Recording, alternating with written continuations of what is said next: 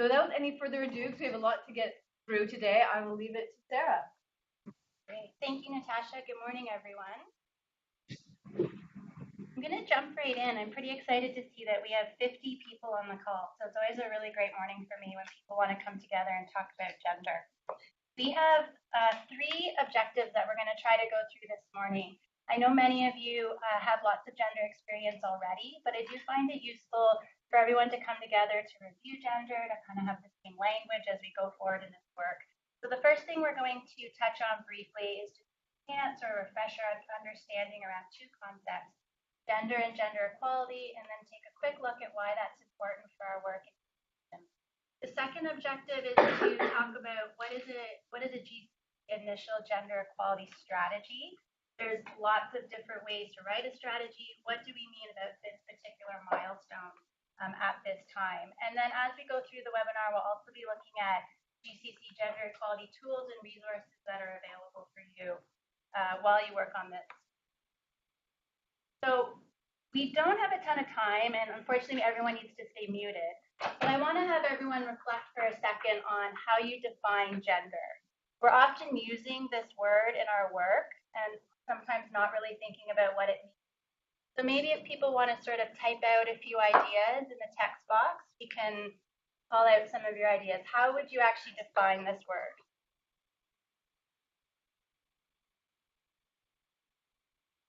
Any thoughts?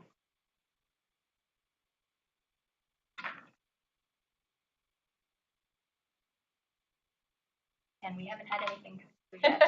All right, well, it's good that we're here then. I have another question for you, so we'll keep moving forward. So the point that I want to make today is that gender is different from sex, right? And sex is this idea of sex is our biological and physical characteristics, differences. And gender is really the socially constructed roles or responsibilities of women and men. And why this is important is because many times these terms are actually interchangeably. They're often conflated, but in fact have very different meanings. So it's really important to keep the actual definition of gender in mind as you're doing your gender analysis work and developing your gender strategy.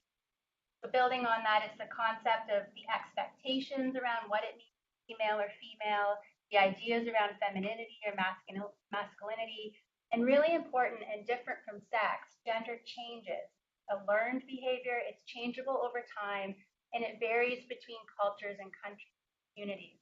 So what it means to be a woman in one city is very different from what it means to be in another city or another community or another country. A couple definitions. Great, so a couple of definitions have popped up. Socially ascribed ideas, exactly, about what it means to be male or female, and the roles prescribed by society. They're both really great ideas. So when you look at a couple concrete examples, sex is about, again, these biological difference between women and men. So typically the male jawbone is heavier than the female. Women have babies. This is the same, across the board globally. Men's veins tend to be larger than women. So there are these very physical biological differences between men and women. But our ideas around gender can be very varied and are very, very different from one place to the next.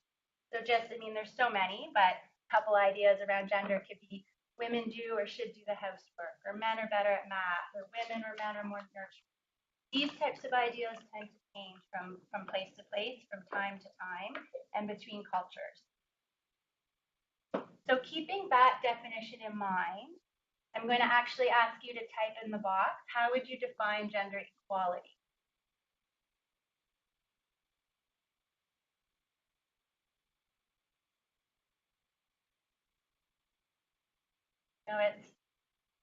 It's late in the day for some of you. Any ideas around equality popping up?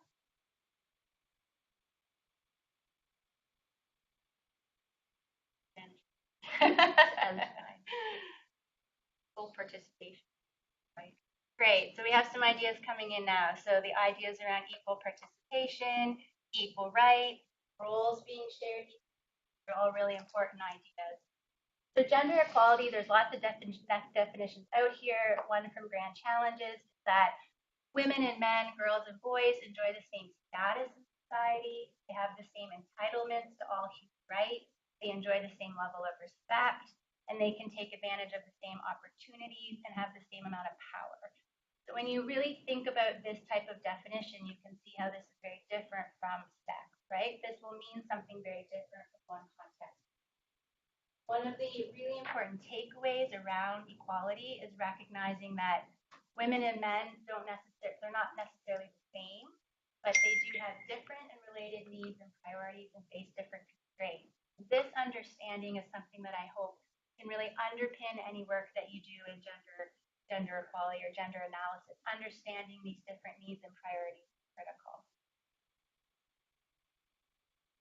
So why is this important? Often I hear, well, equality is really important because it's important to the donor or the funder, which is a good reason. But there's a few others I want to highlight. I really like this quote. Evidence demonstrates that when women and men are relatively equal, we see that economies tend to grow faster, the poor move faster out of poverty, and the well-being of everyone. Just keeping this idea in mind, I like to highlight 3 pillars for equality about why it's.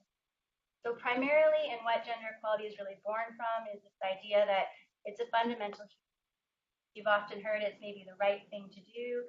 This is about expanding everyone's ability to live the life of their own choosing. This was also sort of coined in the 1995 seminal report that said human development, if not engendered, is endangered.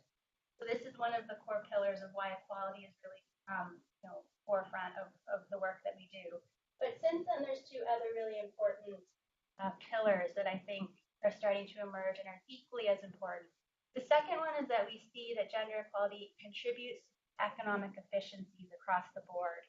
So for those of you who are familiar with the term smart economics, which was coined by the World Bank, or smart business, this is really about expanding women's economic and opportunities. And really, this makes sense at all levels. So if you aren't actually using half of your labor force, you're never going to grow as fast or be as efficient as you could be. We see this at different levels. Research shows it's actually happening at the level of a business or a company, but this is also happening globally, across economies. Countries that are actually more equal are growing faster. So that's another pillar that I think is important to highlight. And then the third one is that we are starting to see enormous ripple effects as equality improves. And this contributes to the achievement of all of our other development outcomes: health, reducing poverty, increasing peace and democracy, reducing hunger and nutrition. So really almost across the board, any industry that you're working in, improving equality has these other side effects that are starting to occur. One of the reasons for this is because research shows that women and girls actually spend upwards of 90% of their earned income, on the health of the family, or put that back into their house.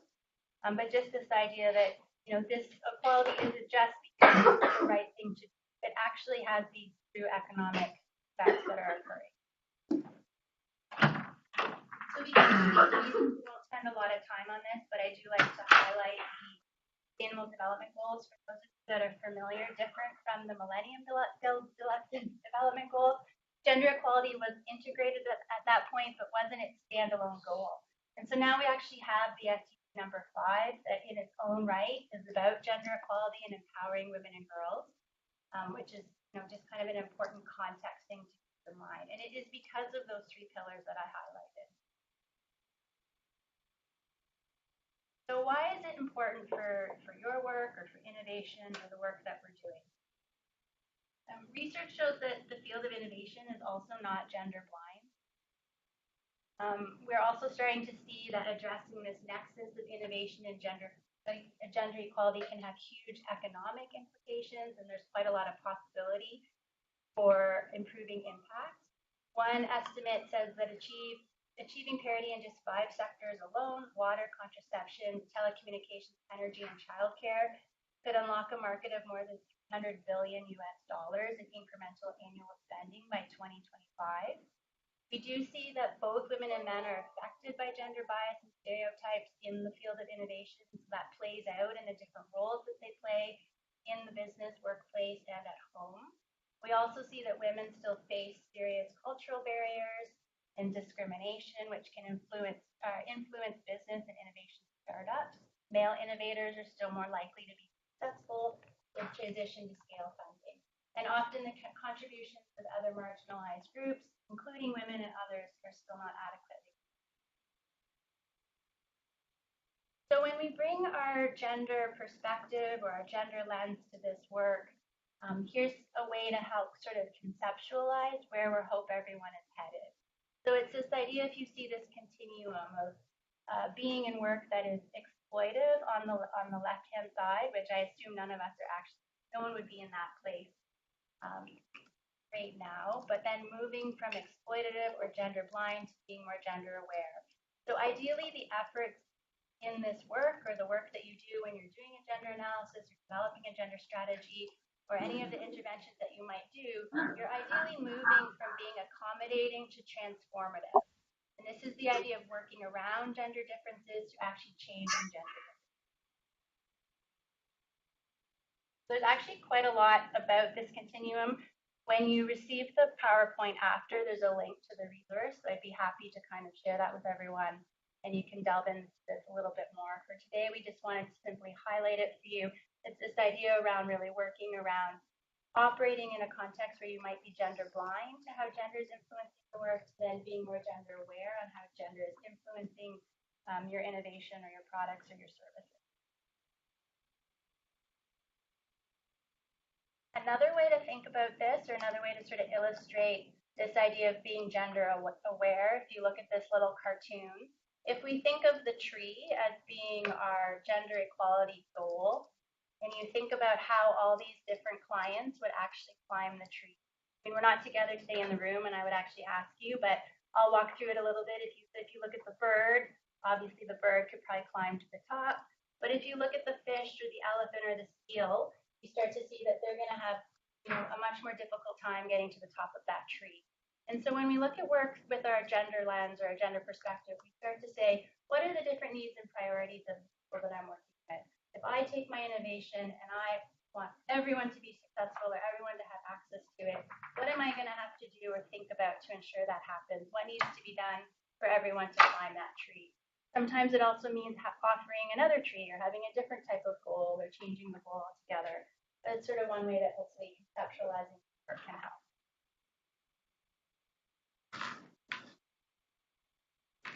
So in a nutshell,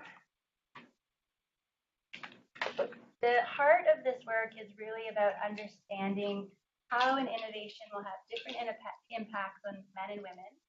It's also about understanding that gender is beyond men and women, but has intersectionality such as race, age, sex, and religion, depending on context that you're working in. And our belief is that this not only makes the work more effective, but that it will also strengthen the achievement of lasting development results. So to do this, we really need to have a better picture of where and why disparities exist.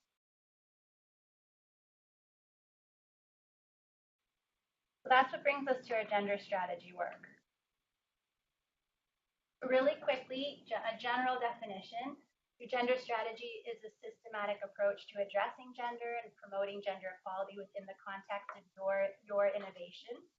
It is your outline for setting your gender equality priorities and how the organization will aim to achieve them. So it does highlight concrete steps towards achieving these goals.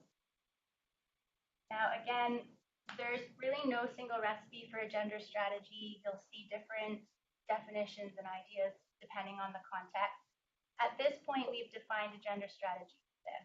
So it is your organization's outlining your organization's commitment to gender equality and the pathway to achieve those results. It can be or typically can be a standalone document, but it may also be more effective incorporated into other working plans that you might have, like business or monitoring plans. But in either case, it needs to connect to the goals and logic of your organization. And we also encourage you to develop your own unique approach to gender equality. So hopefully today we'll have a chance to talk about some ideas to get you started. But this field, especially related to innovation, is new and evolving, and there's lots of grounds for everyone taking this and really be innovative. The strategy should be based on information grounded in your specific context, needs, funding stage, and business model. And this is just a guideline, but it certainly doesn't need to be anything long. A succinct document of 3 to 7 pages, depending on where you're at, is usually suitable. So here's a suggested gender strategy template. Again, feel free to play with this, adjust it as needed. But here are some of the core elements that we think are important to get you started. So the first step is simply introducing your gender strategy, including any important background that's needed for context, highlighting key objectives, discussing the methodology, setting out, the context for your specific gender strategy. One note that I would make is that this isn't necessarily the place to be putting in other background information related to your business. This should really focus on the gender strategy and that work itself. The second step is to consider developing a gender policy or a vision. So this is really stating why your organization is concerned with equality and what you're hoping to. Ideally, this is based on the findings of the gender analysis. So this isn't some grand statement sort of just pulled from the sky. Ideally, this is really specific to the gender gaps that you've identified and the work that you're hoping to achieve. It can be an overarching statement related to your work, or two other ways to think about it. It could be related to the structure of the organization if you're going to focus in that area, or perhaps you might focus on the innovation itself or the programming, and that could be another way to do it. So I've posted a bunch of examples here. If you were going to focus on the structure of the organization, it might be something like we will put in place measures to ensure that all activities meet minimum standards related to gender equality, including 1, 2, 3, or whatever it might be. If you're focused more on the innovation, you might want to ensure that women and men have access and benefit from the innovation by doing certain interventions. So there's some other ideas there for you to consider, which you can definitely discuss. The third step and the most critical step of any strategy is the gender analysis. So this is really the heart of what a gender strategy is about. It's about assessing how different groups of people will experience the innovation, who will use the innovation, benefit, who does not, and what constraints and various barriers clients face. A GCC initial gender strategy or gender analysis has two key steps. So the first step is an environmental scan. The second step is a business model analysis. We'll send you if you haven't been to the gender portal, we'll send you that you'll have access to that after for sure. But hopefully some of you have seen these screenshots that we wanted to share just so you're familiar as you go through them, that you know that you're in the right place. So the environmental scan is really about looking at 3 levels: the individual or community level related to your innovation, organization or business level, and the systems and structures level. And in the actual guides and documents, questions and considerations for these areas to help you conduct this type of. The second step is the business model analysis. And again, there are several core pillars throughout here with questions and ideas on how this may or may not relate to your particular innovation. But it is about looking at your innovation or your work with a gender lens related to the product or service, looking at your marketing and distribution work, looking at the organizational design and structure, your strategy to scale, and systems change. And ideally, you're able to take that gender lens and consider it through all the different levels. The actual gender strategy then is really a summary of that analysis, right? You want to summarize the most significant findings from those 2 scans or analysis. You're aiming to understand who will use the innovation, who will benefit, and what constraints they might use. And it's really important to highlight any critical gender-related issues or challenges or opportunities that you identified through that analysis. So as I noted, key gender resources is the gender equality portal. So on there, you'll find gender modules. If you haven't had a chance to explore, I encourage you to go there. There's lots of great information. Gender white paper is also there for those who are interested for a little bit more background on gender. And then there's also key links and resources that many of you may find helpful. And then also myself, my email to Yerba will also share it after. I'll be available to provide ongoing support. And then just a quick look at the gender modules a little bit more in depth. There's a comprehensive set of gender equality tools. I encourage you to look at module 1 and the gender tool at a minimum. So those have tables and screenshots that we were showing with the actual gender equality tool and more information on how to do a gender analysis. So once you've completed your gender analysis, a really important step is to define your gender equality priority. And often in doing a gender analysis, you may identify, you could potentially identify hundreds of gaps or hundreds of issues. And it isn't realistic for any one organization to, take on everything that you uncover. But it can be a really important exercise to see where the need is, see how gender is affecting your innovation, and then consider what is most important at this time. Your gender equality priorities should be realistic, achievable. They can be based on highest need or where there's risk if you do nothing. But it is definitely meant to be something that is achievable within the time frame that you have and the capacity that you have. So those are important considerations. Often, people often ask a lot about targets. So, for instance, I'm not a fan of setting a target that you'll never achieve. You want to be setting goals that actually make sense related to the context that you're working in.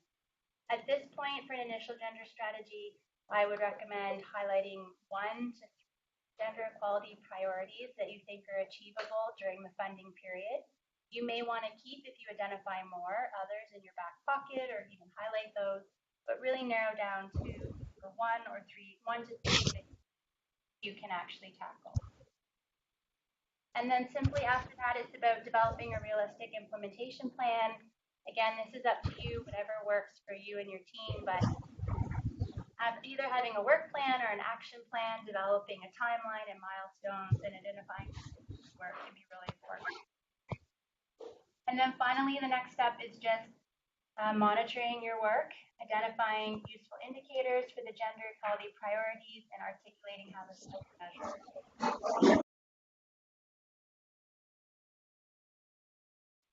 All right, Swapnil, are you with us? I just wanted to take a few minutes to introduce the work that we do, and then maybe give you enough time to ask me questions so that we can shed some light on a specific gender interventions that we have done. Is that okay? That's perfect. Thank you, Swapnil. Okay. So if I am too fast, let me know. I can slow down. I guess my accent might be difficult for people to understand. Okay. So hi, as I said, my name is Swapnil. People lovingly call me Poop Guy because I've been cleaning toilets for a long time, and many a times people do not remember by name, but they remember me by Poop Guy. So I guess that works out really well for me. What we do in India, especially in the case of urban slums of India, is that we take over community and shared toilet facilities from the municipal governments, and then we redesign them by using context-specific designs so that people are more likely to use them. And then we implement a sustainable operational model so that these facilities are financially and contextually sustainable for everybody to use. And we have been doing this in Pune. We have done all sorts of experiments around what can increase the usage, what can increase the likelihood of people to pay for the facilities, what are the different aspects of providing a shared or a out-of-home toilet facility. And in that, we have done lots of interventions related to related to women, so female specific intervention, especially because urban slums are a difficult place for women to navigate through. I guess if you can picture a slum, I don't know how many of you have been to a slum or seen a slum even in a video or a picture. There are very few private spaces available in urban slums. So women actually face a lot of difficulties, and when I started Samagra, I did not have any idea about these issues. But as we started going deeper into the context and started doing a lot of human-centered design-related research, we figured out that the social norms that exist in India are too complex for women or too harsh on women. So, I usually say this, that in India, you cannot, you cannot kiss in open, but you cannot piss in open. So you can piss in open. So, men would do it anywhere, but the women have a lot of difficulty. They lose their dignity. They get harassed when trying to defecate or relieve themselves in open. So we have done a lot of work regarding that. And we have been doing this for the last 8 years, gone through several experimentations and redesign of the model. But I would, I guess, just stop here and ask Natasha if I need to add anything. If not, then I can take the questions that anybody might have. Yeah, no, I think that's sufficient. Or maybe you could just share a few more specific ways in which gender were integrated. Sure. I'll do that. So, I guess, the one issue that we never thought we will encounter or we will work on was the menstrual hygiene. And when we started providing dustbins for women inside the toilet facilities, we realized that women do not use these dustbins to to throw away their used sanitary pads. And it was very difficult for us to understand that why is it that when there is a common dustbin provided inside the toilet block, the women do not use them. They will, throw the used sanitary napkins or rags inside the toilet stalls or into the toilet pan, and which would cause a lot of issues for us because the toilets will get choked up. All sorts of things would happen, and it would cause a lot of difficulty for our cleaners to clean the facilities. And so we decided to do a research on why this is so. And what we realized was that all the women, most of the people in the slums live in a very small shanty house, consider a 10 by 10 shanty home. And that is being occupied by 6 to 7 people. So, a girl who is going through menstrual periods, she does not have any private space inside her home to change her sanitary pads. The only space for her to, go and change is the community toilet. And when she goes and does so in a community toilet, she does not want to, it's a private affair. In the social context in India, menstrual hygiene is a really taboo subject to discuss. So she does not want anybody to even be aware that she's going through her periods. So what she does is that if the dustbin is not provided inside the privacy of a toilet stall, she would just want to, put it inside in the window or throw it inside and try to flush it because she does not want anybody to be aware. And once we started understanding that the issue is of privacy, the issue is of social taboos, the issue is that this is the only place she can come and change her, not just change her sanitary pads, but also keep her clean during that critical period. We came to realization that we have to provide her dustbins inside the toilet stall. We have to make sure there is clean water for her so that she can clean herself properly. And that this is the only way we'll be able to prevent the urinary tract infections or the difficulties that female face during this critical period. So this is what led us to then redesign our low-cost dustbins that we started putting inside the toilets. And then what happened was that women started using those without even doing any education or awareness intervention. And that actually also helped our cleaner clean the toilet facilities in a better manner because now there were no used sanitary pads lying all around the toilet. And we also, put a sanitary pad vending machine inside the toilet block so that women can purchase these sanitary pads when they are having the period. So this single intervention enabled us to help women navigate through this, this menstrual period whenever they go through that process in a better manner. So this is one of the interventions that we did that was specific to women inside the toilets. That's fantastic. That's not only an example of great, gender integration, but also fantastic product design. I think maybe it was one other comment from your just on Swapnil's work. Yes, thank you so much, Swapnil. Hi, everyone. My name is Leah Gellis. I'm the Senior Portfolio Manager of the TTS program, and I work closely with Megan and Natasha. I think a key takeaway from Swapnil's overview is that when you look at it, his toilet or sanitation business obviously doesn't directly only affect women and girls, right? It's not a women or girls service or product. But the way Swapnil has done his gender analysis in thinking about women's and girls' experiences and how they differ from men and boys in being able to use existing sanitation services and how they're able to use his toilets and his sanitation services and how he can do what he can do to improve that and where are the key gaps. I think that helps to sort of really pinpoint what we're looking at here. And I think one of the key takeaways from Sarah's talk is about really understanding that when we're thinking about gender, it's not just about women and girls. We want to understand the relationships between men and women, between boys and girls, right? So if you have a model that women earn incremental income as part of a micro-entrepreneurship program, but if you understand that in your society, there's differences in household decision-making power around income, then that affects the outcomes that you're going to have, right?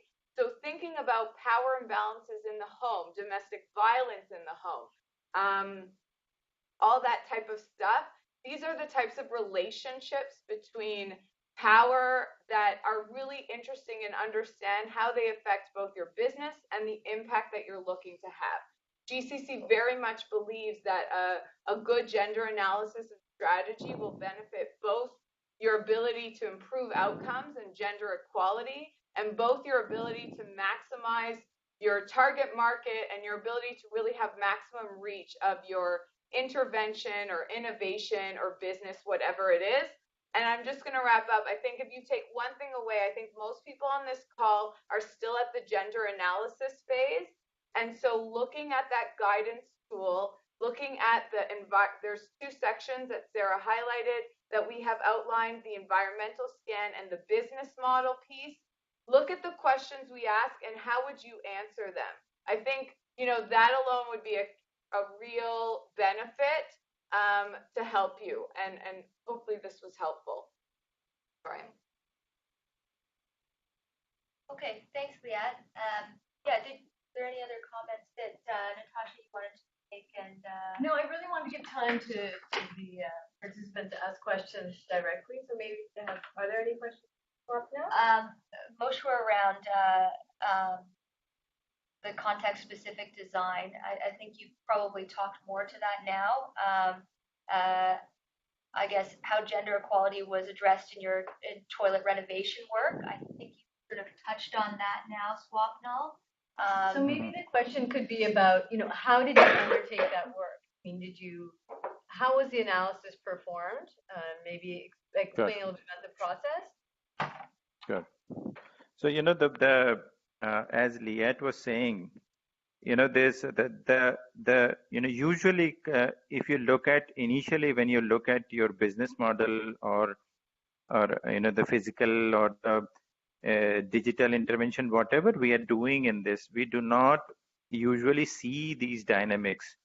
What I wanted to convey more was that the gender piece affects every piece of our work. If you look at the business model canvas, I don't want to throw jargons here, but if you have done business model canvas, every single block of that canvas has to be looked from gender angle. So for example, we had women entrepreneurs working in our model, and we did not realize that if a woman has a small baby at home, she will not be able to perform her functions well, or if she does not have a buy-in from the mother-in-law or for the husband, she will not be able to continue the work or devote time for extra campaigns or activities that we wanted her to do. So I guess the deeper analysis of all the influence factors of engaging women and working with women has to be taken into account. And one of the things I guess I would like to convey is that there is a lot of experimentation that needs to be performed, and the challenge with us during the menstrual hygiene design research was that this is already a taboo subject, and if we wanted to do a design research for this, the first thing was to figure out a way to do it in a manner so that it does not disturb the different norms that exist inside the community. And I would say that while doing our work, this is one thing now we keep in mind, because what happened was, and I'll give you a very specific example. There is a specific function or a festival that happens during the month of January, in which we celebrate and the change of season, and it happened a few days ago. And during this event, lots of community women gather together and they have a meeting. And what we did unknowingly was that we wanted to raise the awareness of menstrual hygiene, and we distributed sanitary napkins during this festival. And what ended up happening was that a lot of people got angry with what we did.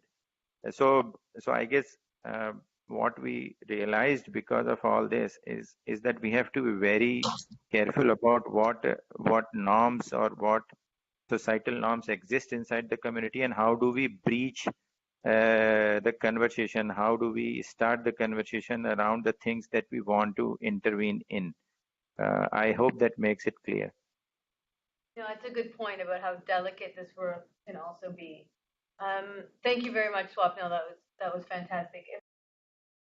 So the first question came in from Dan.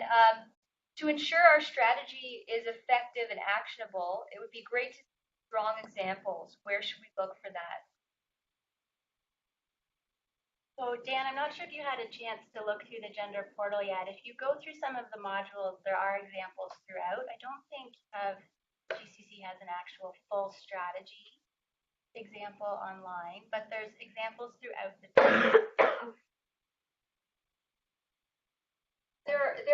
There are a few case studies that you'll be able to that should help guide some of your thinking.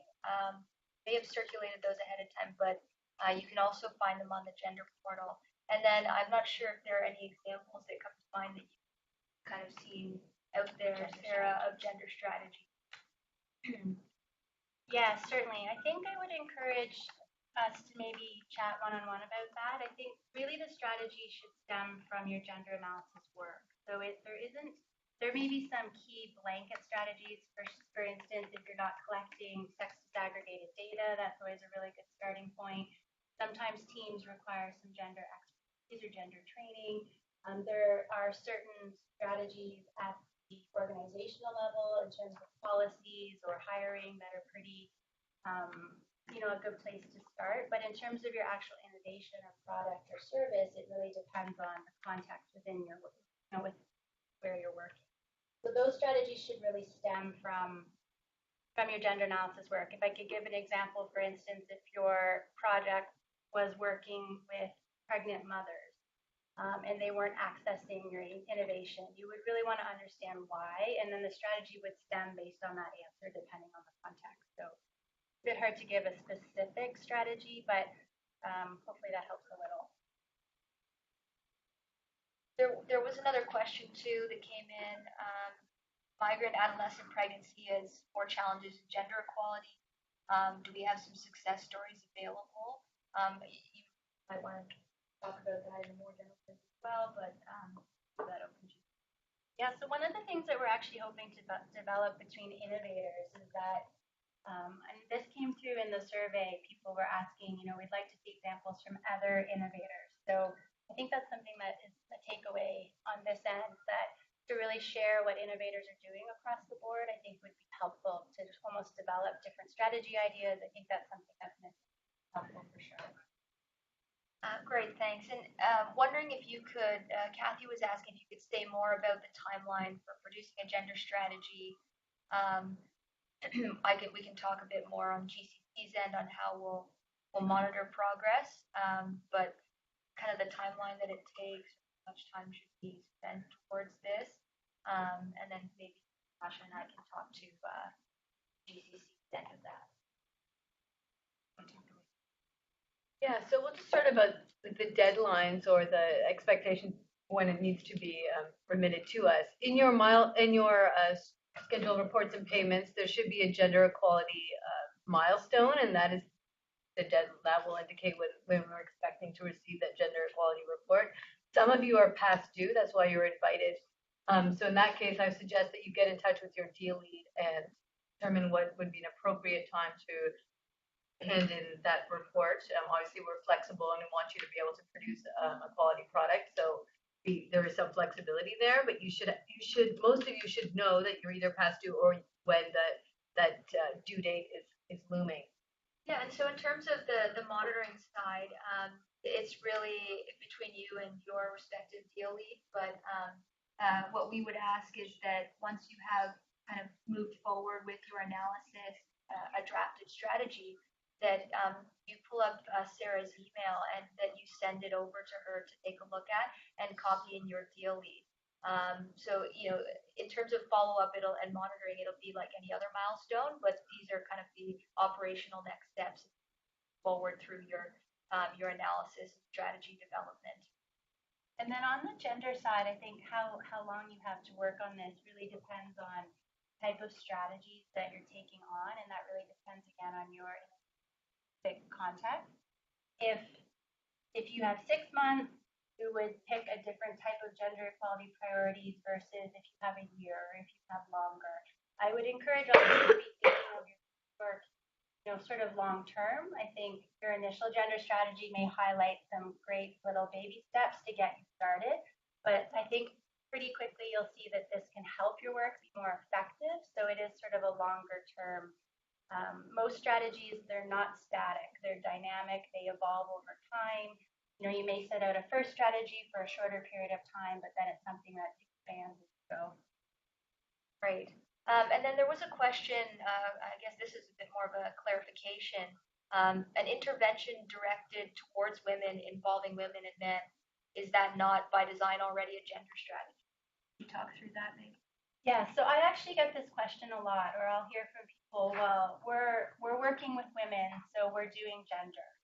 And my opinion on that is I would caution against that thinking, because in working with women, that is a very important first step in any gender work that you do, but it's not just about working with women. So even for an innovation or a product that was working with solely men, I would recommend that you have a gender strategy. Because again, it's coming back to those ideas that gender is really about both women and men, it's about everybody. So one of the examples I like to give is I've worked with projects that work in post-conflict with boys and girls. And in the context of many countries, boys, for instance, are facing all sorts of gender issues and constraints after war, from being boy soldiers. They are specifically boy soldiers because they are boys, so that's a critical, gender issue related to their sex in that context. And that's a perfect example of seeing how you would need a gender strategy on how you would make sure that your intervention is effective for both boys and girls in that context, and that they might need very different supports in that case. Not that you can work with one or the other, but you might work differently. So I always encourage everyone to be thinking about gender, thinking not just about women, but thinking about how the interaction of women and men and those dynamics for your context are important. And I would encourage everyone too that if your gender analysis reveals that another marginalized group, or also not to think of women as a heterogeneous group. So sometimes we see that older women are not accessing an innovation as well as younger women, or there may be a different type of woman that is experiencing a different type of challenge. So part of the gender analysis work is to really dig into that and to look at those differences.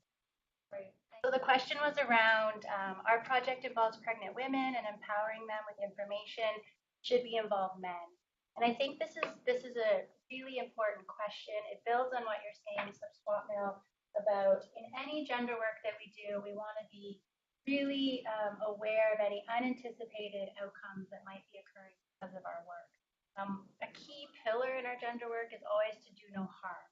So while we want to be encouraging experimentation and trying new things and building new strategies, we want to be doing it in a very measured way that isn't creating risk for anyone, ideally, right? We're learning from that in a very measured, sort of slow way.